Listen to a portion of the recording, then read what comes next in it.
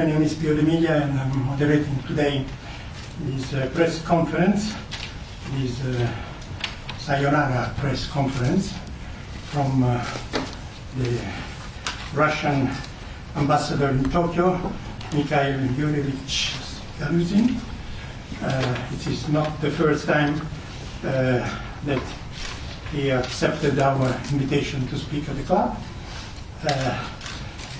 We are already a little bit late, and I'm sure that being an association of professional journalists, we should know what Ambassador Galuzin represents and what he's going to say, so I don't think he needs a special introduction, and I'd rather go straight into his presentation and then to the question and answer from the floor and online. I believe that Ambassador is leaving in a few days, and he's going back to Moscow, right? Yes. Not to another post. To another post, but in Moscow. Okay. All right. So, please start with your speech. We are already 14 minutes late, so I believe that it's. Please do it short. Yes, so that we can have a lot of questions. Sure. Yeah. Good evening, good afternoon, dear Pio. Good afternoon, dear members of the FCCG Japan. First of all, I would like to apologize for being late a little bit because, in final days of my tenure in Tokyo, I had today several events, so sorry for being late again. And thank you so much, dear Pio, dear friends, for this kind invitation to speak on the honorable floor of the FCCG and to share with you my views, my thoughts, and of course, first and foremost, to answer your questions. For me, as a diplomat and a Japanologist, it was a great honor to be appointed to the position of the Russian ambassador to Japan, where previously I spent 3 tenures as a diplomat of our embassy. I'm very proud of it, and I consider it a great honor and this trust which was showed to me by my leadership. And I all these years in Japan, including this term as ambassador, I've been feeling great friendship, great warmth, and great sympathy from my Japanese friends, whom I have here since my student times, back in 1982 and 1883, when I was studying in Soka University in the city of Hachioji near Tokyo. And just today I met with the friends who are working in Russian-Japanese friendship societies, various societies of friendship with Russia here in Japan, and I felt again and again that there is deep understanding and deep sympathy towards Russia, deeply rooted friendship for Russia here in Japanese society. Though maybe reading the mass media, one can get a different impression. During my nearly 5 years in Tokyo, actually there was a very, very positive period for the Russian-Japanese relations, because since 2018 to approximately 2020, thanks to the trust-based regular dialogue between President Putin and the then Prime Minister Shintaro Abe, the Russian-Japanese relations have made significant progress in many areas. And this was the period of of development of our relations, which fully responded to the interests of the Russian and Japanese sides, the Russian and Japanese people. And during this period, we have significantly deepened our dialogue on political and security matters. We have reached breakthrough achievements in the area of economic cooperation, including energy cooperation between our two countries. Russia again and again showed clearly that it is a responsible supplier of strategically important LNG, crude oil, and other energy resources to Japan, and that Russia does not use energy as a weaponry, though it is used economic matters as a weaponry by certain countries. And then we had really breakthrough achievements in the area of cultural and humanitarian cooperation, including crossing the years of Russia and Japan back in 2018 and 19.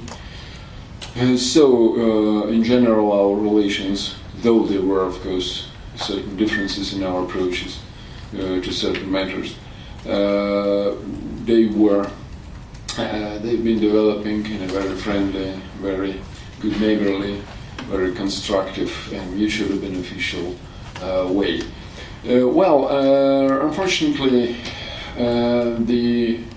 due to unfriendly actions from the Japanese side, by the Japanese side, after we had to start our special military operation in Ukraine back in February this year, in full accordance with the UN Charter, using our right to self-defense.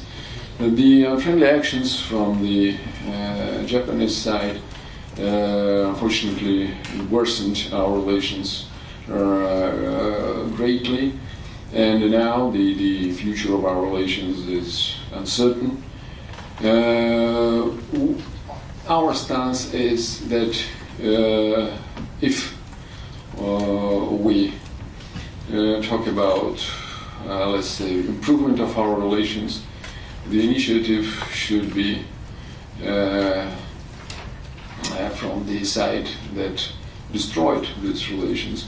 So if and when the Japanese side feels that it is ready to present this or that initiative for improvement of our relations, we proceed from the point that these initiatives should be delivered to us through diplomatic channels, and we will consider them. So that is what I would like to tell you as my starting remarks. Thank you very much for your kind attention. I'm ready to answer your questions if there are any, and once again my apology for being late today. Thank you. Thank you, Ambassador. Okay, let me just start with the first question, which I believe you expect from everybody. Today, the American ambassador has sent out a tweet and an open letter signed by, I believe, 40 or 42 ambassadors. Do you have any comment on that? And related to this, I noticed that the letter is signed only by European and US ambassador. No South American, no African, and no Asia. Is there any meaning on that? What is your reading of this? Is the world so much divided on your position, or is just that maybe the American embassy forgot about asking them? It's not the American embassy who forgot asking them, it's the United States of America who forgets asking the other members of international community about anything. Okay, pursuing their own egoistic policy. But coming back to your question, well, first of all, as I mentioned in the very beginning, I had very many functions today, so I had no time to read the letter you just mentioned, and actually I learned about its existence only when I arrived to the FCCG, and I had time only to read the very first, let's say, part or sentence. That Russian ambassador once said that Russia will not occupy Ukraine. Yes. Really, I said that we will not occupy Ukraine because it is the United States who occupies a part of Syrian territory, for instance. It is the United States that was occupying Iraq for many years, and without any legal grounds to do so. It is the United States who not only just occupied Iraq, but it is the countries that destroyed Iraq as a state and made Iraq and turned Iraq into a huge area where international terrorist activity started, damaging and destabilizing the situation all over the world. What we are doing in Ukraine, it's not an occupation, first of all. This is our response using our right to self-defense, which is clearly stipulated in the UN Charter. It is our response to the policy, to the hostile policy of the NATO countries headed by the United States. That, first of all, encouraged the criminal policy of Kiev regime, who has conducted and is conducting genocide policy against the Donbas region, against the peoples of Donetsk and Lugansk democratic republics, and it is our response to the United States and other NATO members who turned Ukraine into an anti-Russian state, which has and has hostile plans of military invasion to Crimea, a Russian territory. So it is not an occupation. Occupation, it is what the United States is doing in many countries of the world, or has been or had done in many countries of the world. So, but frankly, I didn't expect. I expected something like that. So it's not a surprise for me, and of course, in no way it may have any influence on my activity here in Japan. We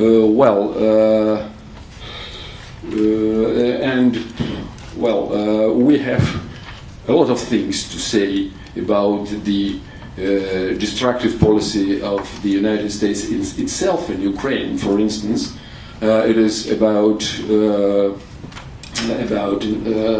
researches and exploration of the components of biological weapons in more than 30 research facilities, so-called research facilities in Ukraine, run by Pentagon, and still we do not have any clear answer from the United States on whether they actually were, on what they were doing there. Though we took up this issue in the UN Security Council for several times. If anybody occupies now Ukraine, it is the United States and NATO who actually rule Ukraine, who actually rule the Kiev regime, and who encourage Kiev regime for further meaningless so-called fighting against us, throwing the Ukrainian people into more and more sufferings. Thank you so much. Ambassador, sorry, let's keep aside the occupation of Ukraine. But it's true that now you are somehow disoccupying it, Kherson?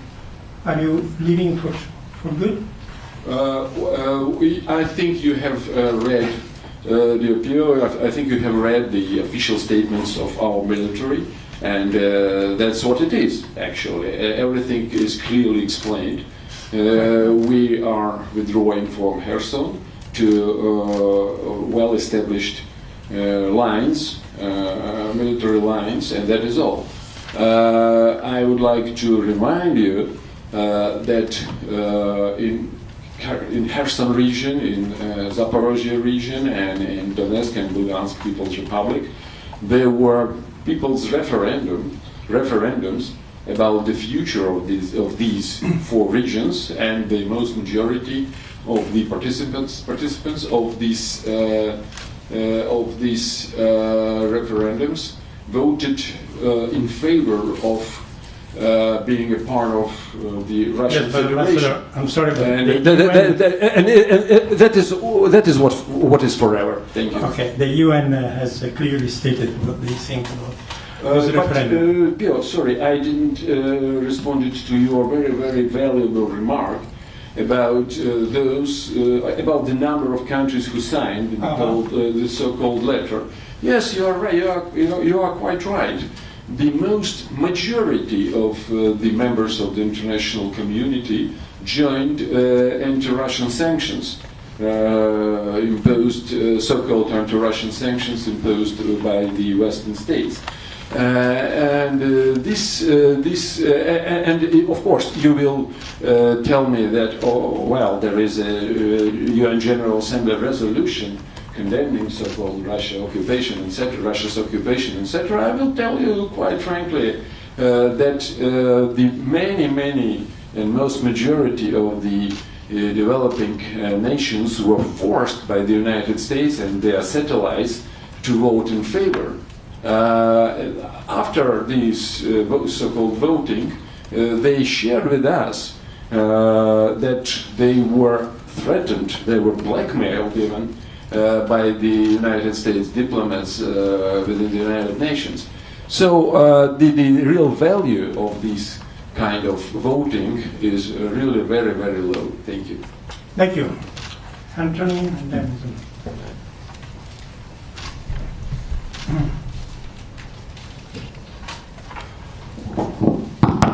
Anthony Rowley. I'm a columnist for the South China Morning Post and a contributor. Ambassador, going back to the point made by my colleague, the moderator, frankly, I was astonished when I saw the statement signed by so many ambassadors. This club here, we try to preserve freedom of speech as far as we possibly can, including the speakers, of course. And yet that statement seemed to me to read as an attempt to preempt what you had to say before you'd even opened your mouth. And I wonder what you feel about the diplomatic protocol, if that's the right phrase, of an action like this. Have you seen an action like this before? Thank you. Thank you so much. I fully agree with you. And again, I can only repeat what I've just mentioned. The freedom of speech is the basic component of the activity of the FCCG, and if you do not agree with what I say, okay, please express your opinion. Maybe coming here and addressing you directly. Again, it's a part of the U.S. policy of trying to maliciously slander and isolate Russia in international affairs. And what Pio said, not myself, denies completely these attempts, because again, only a minority of the UN member countries have imposed any kind of so-called sanctions towards Russia. The most majority of countries are maintaining and developing friendly and mutually beneficial relations with us, and there is no isolation of Russia within the international community, because we are cooperating with the majority of countries, and those who are imposing sanctions on us, in fact, are in isolation. Thank you. Isabel, by the way, just a point of information, we will have, I think next week, also the American ambassador coming to the club, so the equality is among them. My promise not to preempt his statements by sending any letters from Moscow. Isabella Reynolds from Bloomberg. You mentioned just now that you think the US government forgets to consult the rest of the world, South America, other parts of the globe. I was wondering, the G20 summit is coming up soon. That is a broad forum that goes beyond just Europe and America. Why isn't President Putin going to be there to make his case? Well, I think that we explained clearly that this time Mr. Sergei Lavrov, Foreign Minister of Russia, will represent Russia at the G20 summit. Well, from time to time it happens. I recollect, for instance, how the American president once skipped, for instance, the APEC summit back in 2013 in the same country, in Indonesia, in Bali Island. Well, there are some circumstances that may prevail in for this or that for this or that country. And by the way, I would like to remind you, at that time I was ambassador to Jakarta, to Indonesia, and I had great honor to welcome my president in Bali during the APEC summit back in 2013. And I recollect how during discussion with the floor at this APEC summit, it was, I think, if I'm not mistaken, it was the meeting between President Putin and the APEC Business Council, APEC Business Advisory Council. And one of the participants asked my president, what do you think about the absence of Mr. Obama? Maybe this gentleman who asked this question expected that my president will make any jokes about Mr. Obama, will criticize Mr. Obama. No. My president is a great politician, and he said that such kind of circumstances may occur to any leader of the country, and that he wishes Mr. Obama to overcome the difficulties he was facing that time. Thank you. Goes up.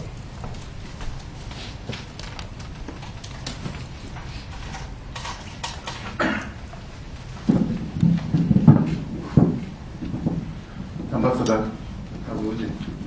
I'm Kanehira from Tokyo Broadcasting System. Ambassador Kazuji, I actually feel regretful to hear you leave Japan, and I know that you speak Japanese perfectly, much better than Japanese, and much better than English, definitely, but not much better than Japanese. And I know. Can you please have a question, please? Okay. I know you try to improve the bilateral relationship between two countries, and tell us what is your most difficult task during your term as an ambassador in these 5 years. What is your most difficult task? And the second question. We don't have any information about your successor. No ambassador was appointed so far by your government. Do you have any comment on that situation? Okay. Thank you so much, Mr. Kanekura. First of all, as I mentioned in the very beginning, the first part, or maybe the most part of my tenure here, was the period of successful development of the Russian-Japanese relations. We were cooperating with our Japanese colleagues for promotion political dialogue and security dialogue between our security issues dialogue between our countries. We were working together to push forward our mutually beneficial economic cooperation, including strategic area of energy. We were developing our cultural and humanitarian exchange. And frankly, speaking about that very period, I don't see any, let's say, dramatic difficulty that I would have to overcome or that I would have to address. But during the final, let's say, year or final 9 months of my mission here, yes, of course, one of my main tasks was to explain to the Japanese public opinion the real background, real reasons, and real purposes of our special military operation in Ukraine. Because, again,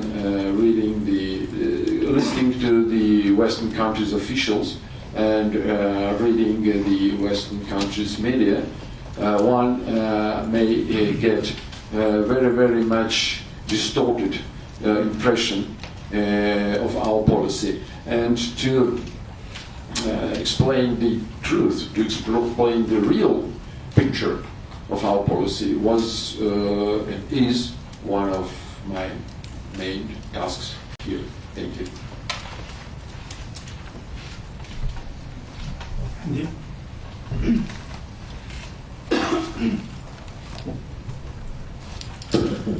Good afternoon, Ambassador. Andy Sharp from Nikkei Asia. So this special military operation instigated by Vladimir Putin has been estimated to have claimed up to 200,000 lives, the US estimate. 100,000 on the Russian side, 100,000 on the Ukraine side. I'm sure there are various figures, we don't know the true cost of this. But clearly, there's a lot of bloodshed. Economically, the world is bleeding right now. The special military operation, or the war, depends how you define it, has pushed up global commodity prices hugely, triggered global inflation, potentially pushing the world into recession. Even the Russian economy is forecasted by the IMF to contract 7.6% this year. So this operation or war is not only hurting the lives of people across the world, it also hurts the lives of the Russian people. When is Vladimir Putin going to pull the plug on this madness? Well, it seems to me that it will take time to lecture you personally about the real background of what is happening now in Ukraine. You, and this is very much common for many journalists, unfortunately, in the West, you are artificially making the starting point at the 24th of February this year. It's not objective. It's not true, actually. Because the bloodshed and destruction of, for instance, Ukrainian population started in February, but of the year 2014, when the United States and other NATO countries sponsored and masterminded and supported armed coup d'etat in Kiev, which ousted the legal leadership, lawful leadership of that time Ukraine. And put on the top of the power the Nazis forces that started genocide policy towards those in Ukraine who did not accept this illegal regime change in Kiev. So bloodshed started that time, and madness started that time. And during this 8-year genocide war of the Kiev regime against its that time compatriots, or people whom they first called compatriots, but then they are starting insulting them, calling them in a very, very improper way, which I don't want to quote. This genocide, if we speak only about peaceful civilians, including children, took lives of more than 3,000 people. Do you know that there is an Angel Alley in Donetsk? Alley, which is the monument to the children who died from the Ukrainian artillery, Ukrainian air bombardments, etc. So, you said that the world was bleeding because the world economy is now in a very, very bad shape. I would agree with you. It's true. But let's recall when this bleeding started. Did it start on the 24th of February 2022? No. It started much, much earlier. The prices on energy resources and the prices on food started plummeting 2-3 years before our special military operation due to irresponsible policy of the Western countries, who first of all were so active in pursuing so-called green agenda that they reduced or limited investments in further exploration and research of fossil oils, which pushed the prices very high. The same may be said about the food prices. The Western countries fueled their economies with liquidity without any limitations during the Corona crisis. So, using this liquidity, using this money, they just bought a lot of foodstuff, a lot of food products in the developing world that again pushed prices higher. They, as I mentioned above, the lack of investments to fossil fuel research resources made it limited or reduced the production of fertilizers. Some of them, to produce some of them, natural gas is needed, for instance. So that is what led finally to the world crisis. And then the so-called sanctions imposed on Russia after February 24th of February 2022. These sanctions led to destruction of traditional supply chain. They led to unlawful, illegal bans on Russian ships' visits to the European and American ports. So this is what pushed the world prices higher. Yes, we of course we are part of the world economy. No matter how hardly the United States and its satellites are imposing sanctions on us, and of course we also feel the influence of these economic difficulties, but also the economies and population of the countries who impose these sanctions on us are also feeling very, very heavy difficulties due to the policy of their own governments, who are trying to isolate Russia using economy as a weaponry. We see now in the streets of many European cities the mass protests against such policy. Thank you so much. I think was yes. そうですよ。はい。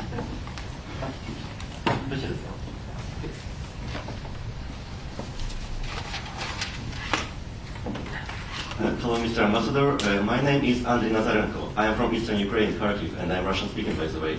So I have a question. Eastern Ukraine, sorry. Eastern Ukraine, yes. Yeah, Eastern Ukraine. Kharkiv. Kharkiv. Yes, and I have a question about the Russian political system. You know, I understand Russian, and lately I've been seeing a lot of news about the private military company called Wagner. Its founder, Mr. Prigozhin, promises criminals in prison that they would be pardoned if they go to the war against Ukraine. Regarding elections in USA, he says in name of Russia that we intervened in the American elections, are intervening and will continue to do so. But amnesty is the prerogative of the president, and foreign policy is the prerogative of the Ministry of Foreign Affairs, isn't it? So I have a question in that regard. If a person who is nothing more than director of one private military company can send his mercenaries to the war in Ukraine instead of regular army, if he can control foreign and internal policies of Russia, can you really say that Russia is a country led by law? Mr. Ambassador did a lot of efforts to deepen relationship between Russia and Japan, but I think that respecting internal and international laws and keeping promises is the main precondition for international cooperation. So now, seeing moves in Russia, which are suspected to be against not only international law, but Russia's own constitution, a lot of Japanese companies are worried, is Russia really ruled by law or by some people in power? So please clarify about that. Is Russia really ruled by law? Thank you. Wow, it was rather a lecture than a question, but okay. Of course, Russia is ruled by law, and it is, according to the constitution, it is the president of Russia who determines the main directions of its domestic and foreign policy. No doubt about this. Then, if we talk about what we called private company, private military company, this very company is also conducting its activity in accordance with the domestic law of Russia. And well, I don't think you will agree with me, but I think it makes a great difference between those soldiers who are members of this company and the foreign mercenaries who are criminals who are fighting on the side of the Ukrainian forces and who are conducting, who are committing crimes together with the Ukrainian armed forces and Ukrainian Nazist battalions like Azov and others. We saw these guys when we took them as prisoners. They are covered with Nazi symbols from their legs to their heads, and it makes great difference between the soldiers of private company acting in accordance with the Russian law and those so-called soldiers of fortune who are coming to Ukraine, in many cases illegally. Just remember, I just want to recall that not far than yesterday, the Japanese government official again warned the Japanese nationals not to go to Ukraine because there was a mass media information that a Japanese national died when he was fighting within the Ukrainian units. So Russia is about law, and that is why we explain in a very clear manner the legal grounds of our special military operation in Ukraine. I have mentioned about this. I just mentioned about this in the very beginning, so I won't repeat it. And if you talk about some expressions, some statements, some remarks of this or that person in Russia about what they call interference with the American domestic affairs. So Russia is a free country, and there is a freedom of speech. So any person can speak what it actually thinks, and there is. I don't think it's a great problem. And if you mentioned this topic of interference, let's recall what happened in your country back in February 2014, when not just this or that private person said this or that, expressed this or that remarks. I remember very clearly, I saw it on TV screen, when during the anti-government so-called demonstrations in Maidan Square, together with those people who gathered in Maidan Square and opposed and were conducting these opposition movements against that time Ukrainian government, there were such persons as foreign ministers of many European Union member states. There was the Assistant Secretary of the United States of America. That was the state-based interference in the domestic affairs of Ukraine, the interference that was the main reason of the tragedy your people is suffering now. Thank you. Ambassador, I believe you owe us a few minutes more because you started late. Yes. I'm fully at your disposal. Oh, okay. Because we still have some I was questions. late, and this maybe. Thank you. So, gentleman there, and then we have a couple of questions online, and then we'll go back to them. Good afternoon, Mr. Ambassador. I'm Akira Nemoto from Asahi Shimbun. I have two questions. As you just mentioned that today the Japanese government announced the death of a Japanese guy who fought in Ukraine for Ukraine. And do you have any comment on that? And in your view, is he a mercenary or like a volunteer fighter? And secondary question is, you have since the start of what you call the special military operations, you have continued to make statements in line with Russian government's position. And About what? You have continued to make statements in line with Russian government's position. And you are now leaving Japan. And are you sure that you have no regret on what you have said and what you have done during this time. And thank you. Okay, thank you so much. Well, first of all, speaking frankly, I've just seen only yesterday. Yesterday I saw the made information that a Japanese national died in Ukraine, and yesterday also I heard that the Japanese government again confirmed that it advises to the Japanese nationals not to visit Ukraine by any reason. That is what I've heard. Now you said that the Japanese government confirmed the death of that person in question. Well, again, we consider as an illegal activity the mercenaries activity in Ukraine. So I can only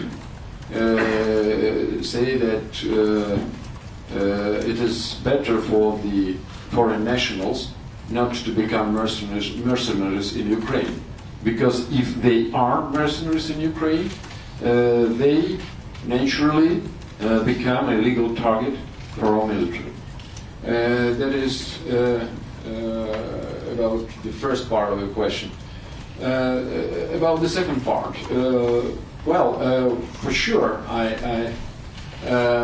my main task during my mission in Tokyo was to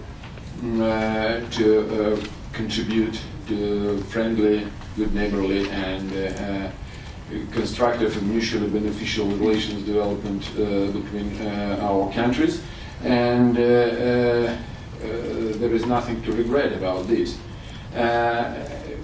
It was my job, and I tried to do my job as effective as I could, as effective as it was in my ability. And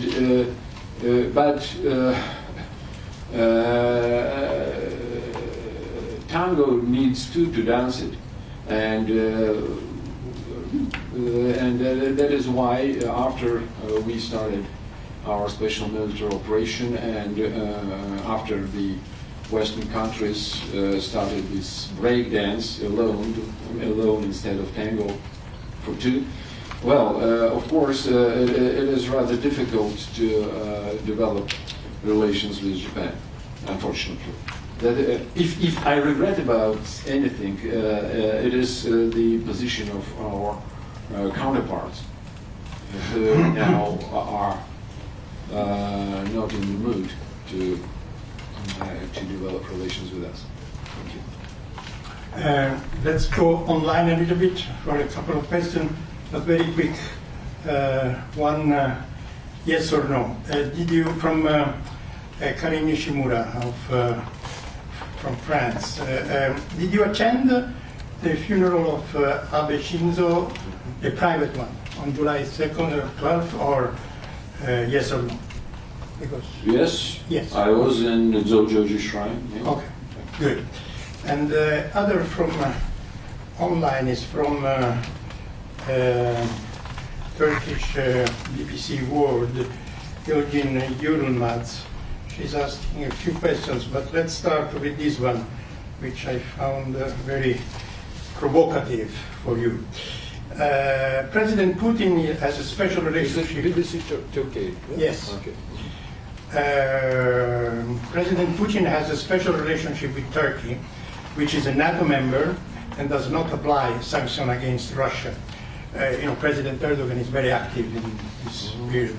But President Erdogan, a son-in-law, heads the company manufacturing and selling to Ukraine the famous Bayraktar drones that gave so much damage to the Russian military operations. How do you explain this apparent contradiction? First of all, it's not for a Russian ambassador to Japan to explain a contradiction with regard to the policy of Turkey. It's not for me to actually. This is the very first time I hear this news, and I only can say that apart from private business activity, relations between Russia and Turkey are very constructive. Relations between Russia and Turkey are friendly, good neighborly. And I would like to quote my president, who said recently that maybe it is difficult to reach an agreement with President Erdogan, but if once we reached this agreement, if once we concluded any agreement, there is no doubt that Mr. Erdogan will follow it. So that is, these words of my president are the main sign for me about how we are doing things with Turkey. Thank you. Thank you.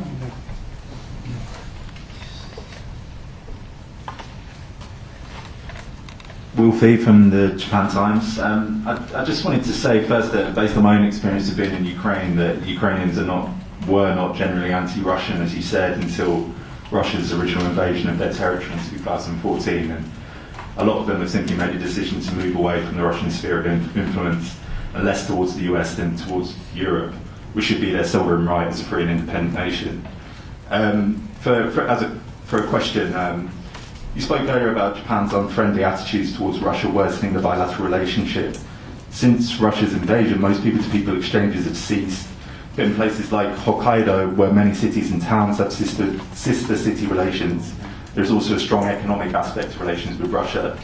So just to confirm from your earlier comments, is there no motivation from your government side to relax the suspension of certain types of exchanges? Thank you. The suspension of certain types of exchanges. Oh, you mean this? The cultural. No. I think you mean this exchanges between the South Kuril Islands and Japan. That's what you mean? Yeah, any kind of exchanges. Any kind of. Yeah. Okay, thank you. Your first question, the first part of your question. Unfortunately, Pio, these questions are not supposed to be answered in a way of yes or no. First of all. I'm not complaining as far as you spend the night with us. I've never said that generally Ukrainians are anti-Russian. I said that it was the United States and NATO that made Ukraine, that turned Ukraine into an anti-Russia state. It's not about the Ukrainians in general. It's about Ukrainian state, which is definitely anti-Russian. About the Russian-Japanese relations. Again, it is not Russia that suspended, as you say, this or that exchange with Japan. Unfortunately, the initiative to cut ties in many areas came from our counterparts, and in some cases we had to respond, and we responded. That is why, as I mentioned above, we are open for pragmatic and mutually beneficial cooperation with Japan, actually, in many areas, and we have proven it. For instance, we continue our cooperation in the energy area on the basis of new conditions we set for foreign investors. We continue our cultural exchange. For instance, we launched the Russian Cultural Festival in Japan this year also. Then we respond positively to the humanitarian issues which from time to time may occur between the two countries which are close neighbors. For instance, you heard definitely about the tragic maritime accident in April in the waters of Hokkaido, in Japanese waters of Hokkaido, when a cruising ship sank and 26 people died. Unfortunately, I expressed my condolences to the victims, to the relatives of the victims, and three persons, well, three bodies were taken to Russian shore by the sea waves, by sea current, and we after certain process of identification of the bodies, we of course delivered them back to Japan, and we are of course ready to cooperate with our Japanese neighbors in such matters, in such areas as a neighbor. So it's not for Russia to now to speak what should be or should be not suspended. I think our counterparts should make a decision whether they keep our relations in their current situation, which does not respond to the interests of Japanese and Russian people, in my opinion, or they want to improve it. If they want, so we will receive their initiatives and consider them. Thank you. Yes. My name is Yusuke Chino with Fuji TV Japanese News. It's a little bit different question. Russian diplomatic blue plate holders committed so many parking violations and ignored paying their fines by the diplomatic immunity in Japan. Russia is by far the worst. What do you think about it? And don't Russian diplomats have much intention to comply with the law?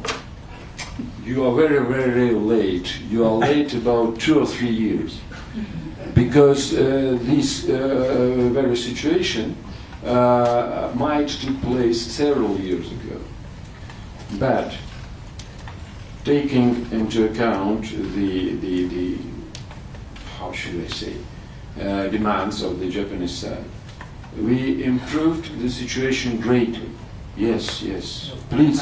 The newest data from the Japanese National Police Agency. I mean about not violation, about the. Do you want me to answer, no, or do you want to discuss? Please let them answer. And we improved the situation greatly, and we were very strict to those who might violate some Japanese regulations. Please ask the foreign minister of Japan, and they will show you new information. And this is one point. Second point is that something tells me that it was not only the Russian embassy that might make some mistakes. But on the other hand, I've never heard any questions in public about other embassies, including the embassies of the Japanese, of the countries that are very, very close to Japan. So we take measures to respect the rules and laws of the state where we are accredited in accordance with the Wien Convention on Diplomatic Relations. Thank you. Thank you. Okay, the lady there, I think this is the last question. Hello, I'm Chicago Cover from MTV. What do you think of at least 300,000 young Russians leaving country since special operation has started? Oh, okay. Well, there is a free flow, freedom of living in the country or freedom to enter the country in Russia. No problem about that. And so those persons who left Russia, they used their right for free movement. This is my first point. And the second point is that if you mean how it can be connected or not connected with the partial mobilization in Russia, so we should not judge on all of them in one package. There should be individual approach about why this or that person left Russia. That is what I can tell you now. All right, Ambassador.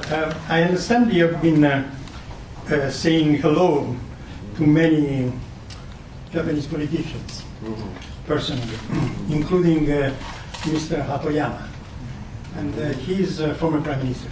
And he tweeted a very nice tweet about your encounter. Could you tell us what was the most, say, affectionate sayonara from a Japanese politician? Well, you're right that now I mainly say not hello but sayonara because now is time to leave Japan, to complete my mission and to leave Japan.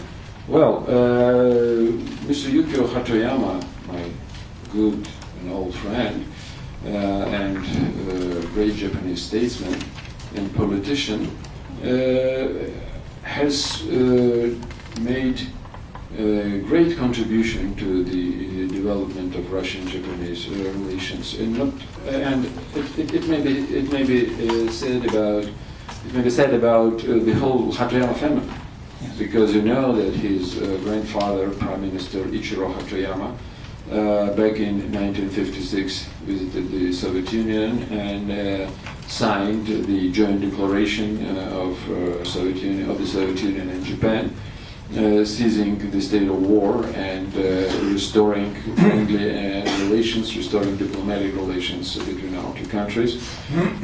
Mr. Ichiro Hatoyama, the son of Mr. Ichiro Hatoyama, was once the foreign minister of Japan, and in this position he took care also of the Soviet-Japanese relations. Then Mr. Kunio Hatoyama, the younger brother of Mr. Yukio Hatoyama, late LDP politician, he passed away unfortunately. Also, once there was a period when he was the chair of the organizing committee of the Russian Cultural Festival in Japan, and of course Mr. Yukio Hatoyama, my good friend, and he is very, very positive. He's very, very friendly to Russia. He's very, very objective in. Even now? He's even now. Okay. Objective, responsible, and fair in his assessments of what is going on. So I value very highly Mr. Yukio Hatoyama's contribution, and I value very highly our friendship, and I'm very thankful to him for our friendship. Are you going to throw a sayonara party at your embassy for you? And if yes, who are you going to invite from the Japanese government side? Well, Well, your predecessor did throw very, very good parties. Yes, my distinguished predecessor, Honorable Ambassador Afanasyev, hosted his farewell party in a slightly different situation. You know. So I want to act in his manner. I want to act in the manner he acted that time, but it is not. Sometimes it is not possible. Thank you. Thank you very much. Oh, Ambassador, Oh. Mr. Chairman, Nice to meet you, Mr. Reagan. Nice to meet you. I'm sure you are aware you're on my time. Yeah. In 15 minutes, the Tokyo Symphony will be on this stage for our rehearsal. And I just wanted to say, for an old friend, Ambassador Galijin represents something that I personally, as music director of the Tokyo Symphony, treasure very much. Okay, I'm older than anybody. thank you. In 1963, I was in Moscow, in Russia, and in Kiev. I played in the Kremlin. I've played in the Russian embassy here 5 times, more than any other embassy in Japan. And Ambassador Galijin and I have been longtime friends. I'm really very Okay, sorry, but this is a press conference. I'm sorry. I'm Yes, sorry. okay. My orchestra is going to be here Yeah, in okay. 2 minutes. Thank you very much. Thank you so much. Thank you, Ambassador. Thank you so much, Mr. Rector. Thank you. Wish you all the best. Ambassador, you are already a member of the club, and I don't think that extending another year would be any work for you. So this is a token of our T-shirt. I don't know if it's your size, and a pen.